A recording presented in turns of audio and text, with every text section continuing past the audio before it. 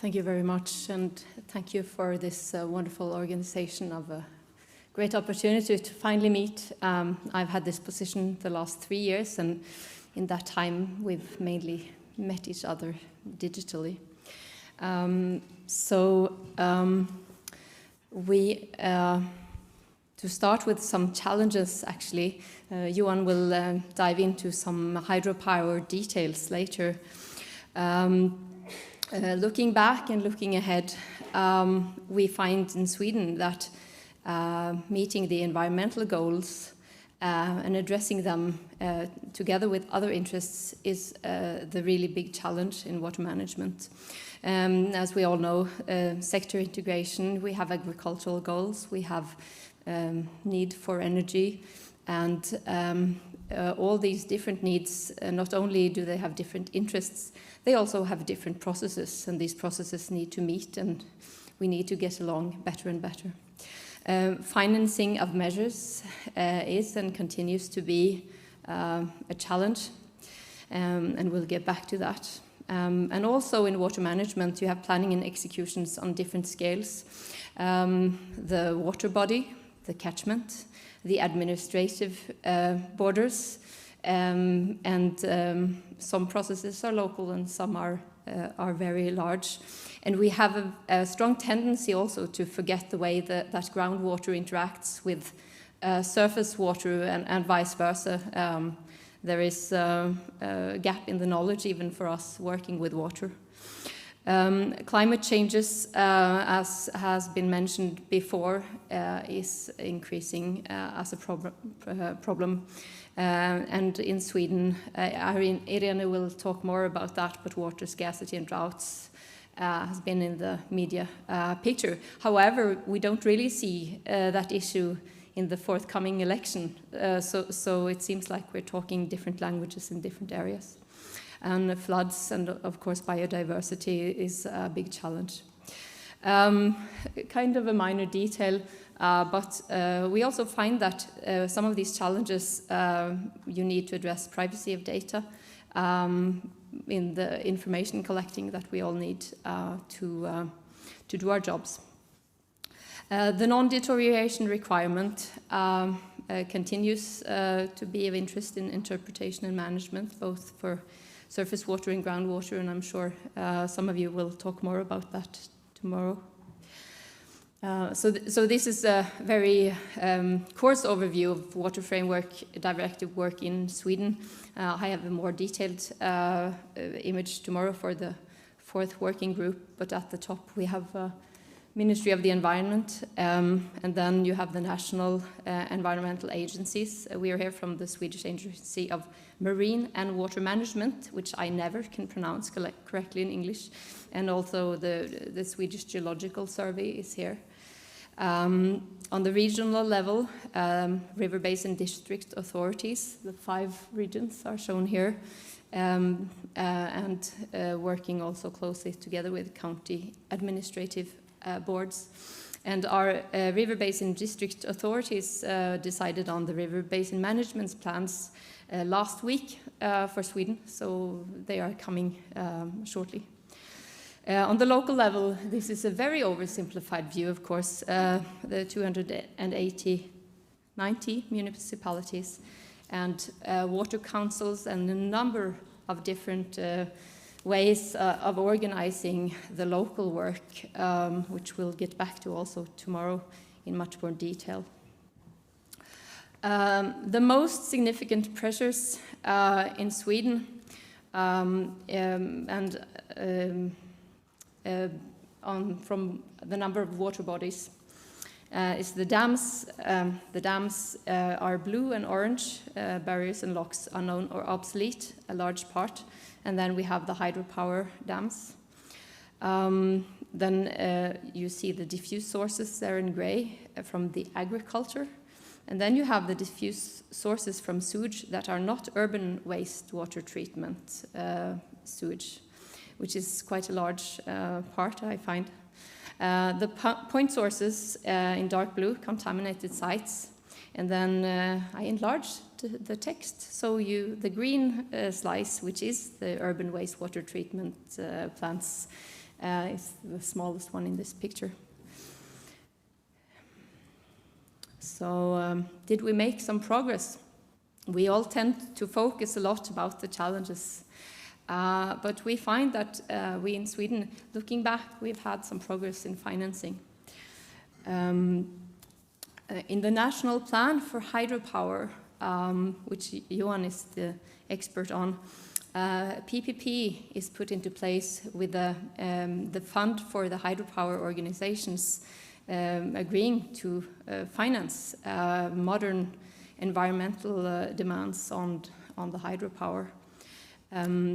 We have also had increase of funding focusing on eutrophication, but also other measures for clean oceans because of the Baltic Sea and the challenges facing the Baltic Sea, and also inland eutrophications.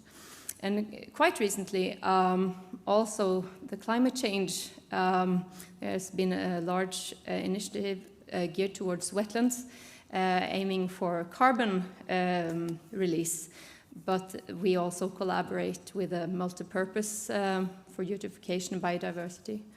And tomorrow you can also hear some more about life funding of restoration, but we have gotten a lot of input. Life IP Rich Waters is here later.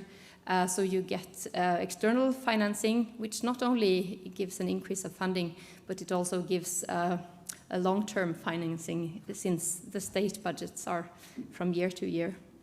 I have just one example of this increase in funding. The blue is actually acidification measures, which has been very stable. However, the costs of liming are increasing, so this is actually a decrease in funding.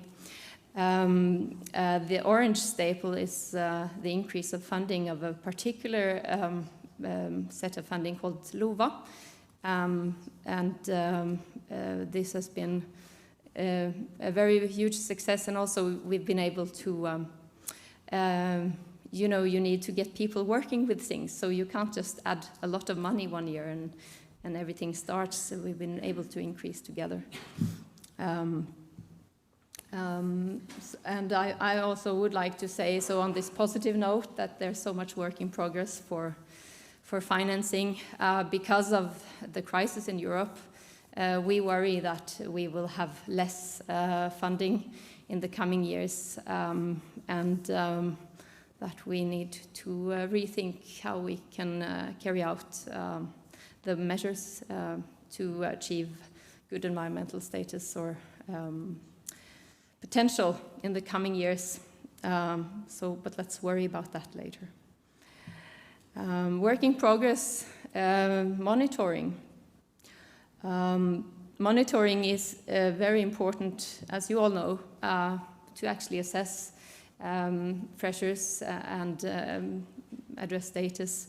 And we've had collaborative effort ongoing between several authorities to ensure that you have compliance between different legislations. And the framework monitoring is a very good system, but we already had monitoring in place. And when you work together to ensure that you address all your different needs, and then you compare it with the necessary funding, we've had a lot of work to do to understand the different needs and create better monitoring programs. The first part with, you know, identify what knowledge you actually need to assess your water bodies. It's not trivial in itself, but you have the principles of responsibility and participants. We're seeing a very positive trend towards a larger understanding of a risk-based monitoring in many different aspects, and methods and cost effectiveness is important. And then you have, you know, collect, you need to handle it, you need to digitize it. Just some words on that, and there's an interesting session tomorrow, but not only do you need the correct data, but then the data management in itself, actually, we've made a lot of progress with Swedish water standards, with increased homogenization on the handling of data from different areas. It's slow but steady. I'm hoping that we're going to see some real, end user changes quite soon. Because also to get the right presentation. With the number of water bodies we have, if you ask a question that your data wasn't really created for, then you get quite puzzling answers, as we've discussed when we see different pictures. So not to forget groundwater, and you know that you'll dive into the details tomorrow. The changes in the environmental code, and also due to recent court rulings, groundwater is more present in permitting processes. And there was a lot of newspaper writings last year about the big cement plant.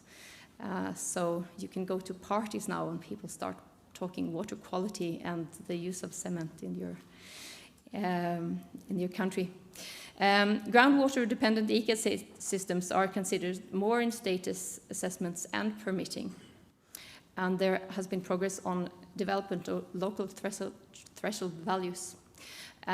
Also funding on the groundwater side, there was given extra funding between 2018 and 2020 for mapping and monitoring of groundwater levels, a total of 78 million. And as you can see, it's sort of a time-based, continuity. That's what I think what do we need to do more? But you can talk to Jenny and Mats about that. There's been an improvement of situation maps of groundwater to 2,000 times per month, including prognosis of the coming groundwater situation. And we also see them quite a lot in the newspapers and the regular media because of the droughts, of course. And there's a joint authority cooperation concerning issues of drought. So I'm going to leave the floor to Johan now, because he wants to talk about hydropower. Thank you. Thank you.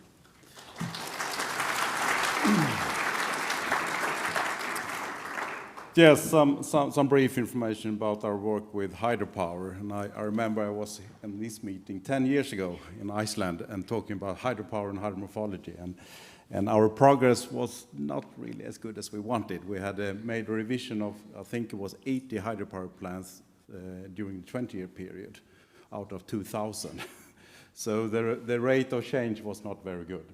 But now things have changed, and we now have the national plan for revision of the hydropower licenses. And this is just a brief map where we have our hydropower plants. We have the big scale regulatory hydropower plants in the north, and then we have roughly 1,500 small scale hydropower in the south, which are mostly run-of-a-river plants that don't provide regulatory power. They don't have the technology to actually take part of the balancing power trading in Nord Pool. The impact of hydropower, if I turn back the time 10 years ago, we really didn't have the knowledge how much the impact is from the hydropower. We know that we are regulating the northern large streams quite heavily, but we didn't really know how much of the lakes and rivers were used for hydropower. And we have had a project which are digitizing all the impoundments, all the hydropower plants, all the depleted reaches, and so on. So we have quite good control now of the impact. And roughly 40% of our water bodies in rivers are affected by hydropower in somehow. It's probably higher if we look on continuity. About 2/3 of our lake surface area are used for hydropower regulation. So it's really a major impact on our lakes in Sweden. The smaller, in most cases, the smaller hydropower plants have always been regarded as a lower impact than the large-scale hydro. But if we look on impact per kilowatt hour, it's really the opposite, actually. There is a scale which is quite important. And the difference might be up to 100 times compared with a large-scale hydro. We have a new legislation from 2019, which says that all hydropower plants in Sweden has to pass through a revision process. And we didn't know exactly how many hydropower plants we had in Sweden. We don't have a national registry for hydropower plants. But the law says if you don't apply for joining the national plan, you will not have a license anymore. You have to apply for a completely new license, which means that in a court case, you might actually lose your license, and you have to remove your hydropower plant. And most of the hydropower plant owners actually joined applied for joining the national plan. And this is a 20-year project. We will go through catchment by catchment and take all the hydro plants in each catchment in a revision process. And this will be supported by a stakeholder process with the regional administrations, with the environmental interests, and with the plant owners in order to discuss reasonable measures and also try to reach the objectives in the Water Framework Directive. And of course, no degradation of the environment is allowed, really, according to the directive. Some lessons learned. The national plan is really a driving force for measures. We have a timetable. We will put in a lot of money from the environmental fund, roughly 1.2 billion euros. Our agency will support other measures, like removing obsolete dams or restoring rivers and lakes at the same time as a timetable in the national plan. We have a political agreement about the national plan, really important, that the Parliament has agreed that the plans has to carry through a revision process. We have discussions with more today based on facts. Before it was more based on feelings, I would say. We have the environmental fund, which is a private fund. It's not a government fund at all. And we have an accepted level of balancing hydropower against environment. And I think that's also a key measure, actually, a key thing to actually get through a political process. And it was a conclusion, I remember, from a meeting in 2012 in the CIS process, that each member state should have a master plan and this type of agreement to actually use heavily modified water bodies. And we have a stakeholder process. And of course, this varies how good it goes through, because, I mean, this type of organizations are not used to talk with each other. The normal way we have done this is through in the court, and then you shout at each other. You say, hydropower is the most important thing. The environmental impact is a local problem. Don't worry about that. And the other side say the opposite. So we still have some challenges in the national plan. We have to integrate other water users into the process. It's not just hydropower. We also have to find financial measures to actually carry out other measures which is needed. When we improve the environment with the measures in the hydropower, we should at the same time take care of eutrophication, acidification, and so on, restoration. So we maximize the value of the measures. And we have to plan and execute measures in different scales. It's not one scale. It's not just the water body scale or the catchment scale. It's different scales. And of course, we have to include climate change, because it's already happening in parts of Sweden. This has to be. But I should mention that in northern Sweden, the water regulation is hydropower is much larger impact than we ever will get with climate change. We already have that effect in the present water regulation. So we still have some challenges, but we have the first court cases just recently, I think 2 hydropower plants, and one of the plant owner wanted to remove his plant. And I think we will see more of that the small-scale hydropower plant owners don't have the economy to run the plant. And then they can get financial support from the fund, and then they can remove the plant and get the financial support from the loss of production for a long time ahead, which is a quite good agreement. Thank you.